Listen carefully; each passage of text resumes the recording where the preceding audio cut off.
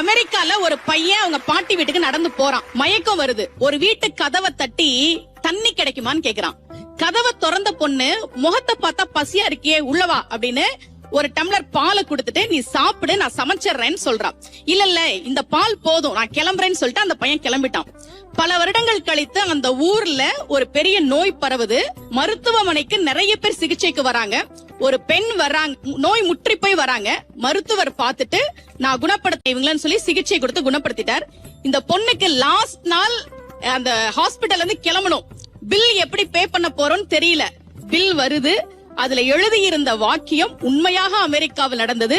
இந்த மருத்துவ சிகிச்சைக்கான பணம் பல வருடங்களுக்கு முன்பாகவே ஒரு டம்ளர் பாலாக எனக்கு தரப்பட்டு விட்டது.